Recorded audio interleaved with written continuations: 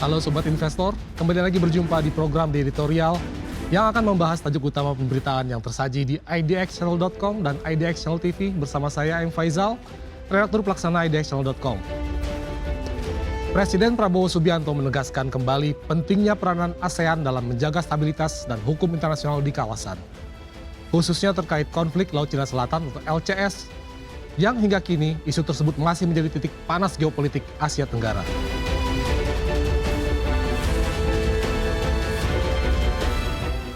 Dalam pertemuan tingkat tinggi ASEAN di Kuala Lumpur, Prabowo menekankan bahwa semua negara anggota harus berpegang pada prinsip hukum laut internasional yang diatur dalam United Nations Convention on the Law of the Sea atau UNCLOS 1982.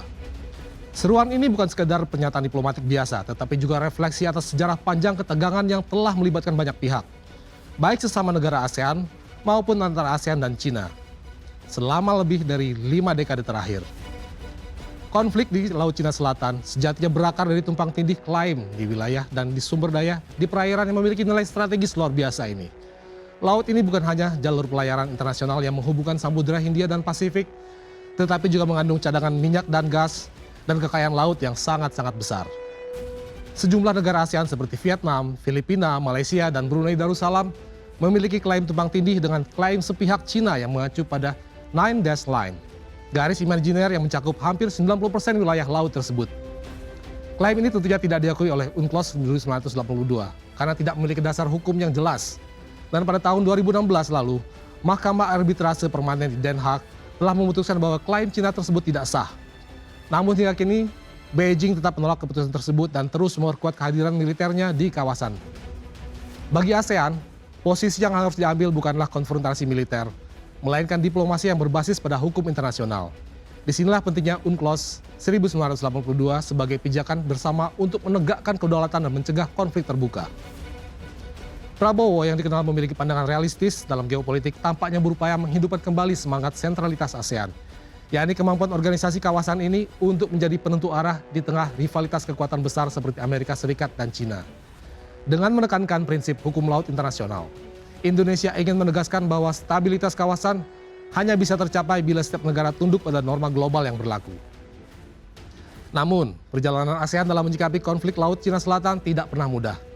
Sejak awal tahun 1990-an, upaya diplomasi untuk menyusun Code of Conduct atau COC di kawasan itu selalu berjalan lambat. Pada tahun 2002, ASEAN dan China memang berhasil menandatangani Declaration on the Conduct of Parties in the South China Sea atau DOC. Akan tetapi, deklarasi tersebut bersifat non-binding alias tidak mengikat secara hukum. Akibatnya, pelanggaran dan insiden tetap sering terjadi, termasuk pembangunan pulau buatan dan militerisasi wilayah yang diklaim oleh beberapa negara. Vietnam dan Filipina menjadi negara yang paling vokal menentang langkah Cina. Sementara negara-negara lain seperti Kamboja dan Laos cenderung berhati-hati karena memiliki ketergantungan ekonomi yang tinggi terhadap Beijing. Indonesia sendiri menempati posisi yang unik.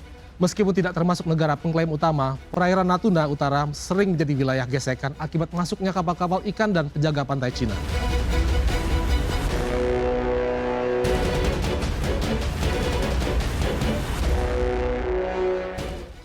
Jakarta selama ini berusaha menjaga posisi sebagai honest broker, yaitu penengah yang netral dan berfokus pada penegakan hukum laut internasional.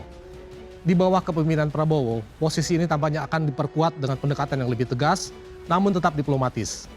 Seruan Prabowo agar ASEAN menegakkan UNCLOS menunjukkan upaya Indonesia untuk memperkuat tatanan hukum internasional sekaligus mempertahankan otonomi strategis kawasan.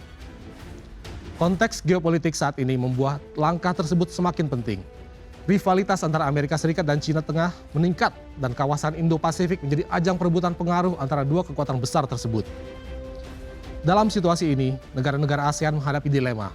Di satu sisi, mereka membutuhkan investasi dan perdagangan dari Cina. Namun di sisi lain, mereka memerlukan keamanan maritim yang dijamin oleh prinsip hukum internasional yang seringkali didukung oleh Barat. Jika tidak hati-hati, ASEAN beresiko terbelah menjadi dua kubu. Seperti yang telah terlihat dari sikap berbeda-beda antara negara anggotanya terhadap Cina.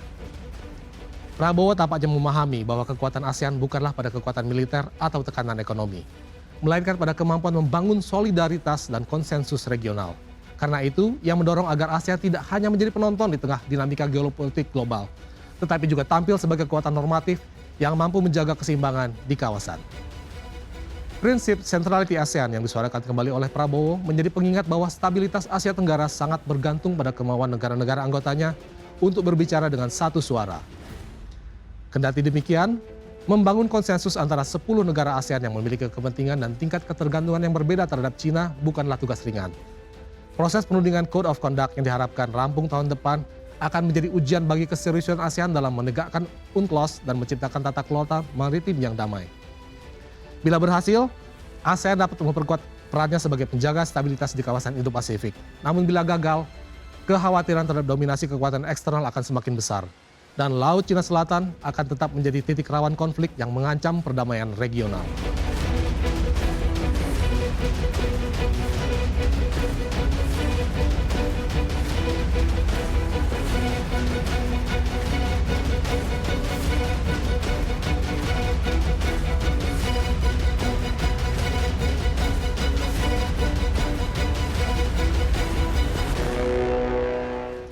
Dalam konteks inilah, seruan Prabowo menjadi relevan, bahwa ASEAN harus kembali pada semangat kebersamaan dan kemandirian. Bukan hanya demi menjaga integritas hukum laut, tetapi juga untuk memastikan masa depan kawasan yang damai dan sejahtera. Bagi Indonesia, kepemimpinan regional di bidang maritim bukan semata soal pengaruh politik, tetapi juga tanggung jawab moral untuk menjaga jalur perdagangan, sumber daya laut, dan kedaulatan ekonomi negara-negara tetangga.